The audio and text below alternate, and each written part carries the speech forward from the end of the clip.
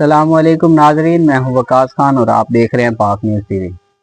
खबर शामिल करते हैं कराची से। हमारे नुमाइंदा नरीस शाह की रिपोर्ट के मुताबिक कराची में एमए जिना रोड पर वाक़या अलामना प्लाजा में पटाखों के गोदाम में धमाके से 5 अफराद जाँ बहक और 30 से ज्यादा अफराद जख्मी हो गए।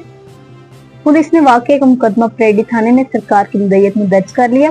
परेडी थाने में दर्ज एफआईआर में कत्ल, बिलसबब धमाका खेज मवाद और आतिशगीर मादा जखीर करने में गफलत बरतने समेत दीगर दफात शामिल की गई है।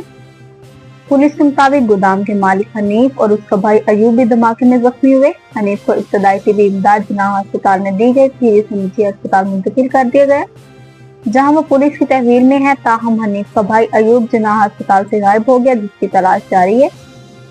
धमाके के बाद जायवकुआ पर शदीद इश्तियाल पाया गया और आतिशबाजी का सामान ले जाने वाली गाड़ी को मुश्तिल अवाम ने रोककर पथराव किया।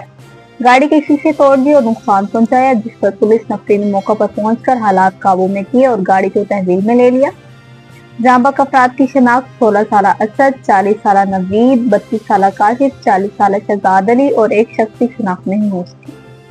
अब तक के लिए इतना ही। मजीद खबरों और अपडेट्स के लिए देखते रहें पाक न्यूज़ टीवी।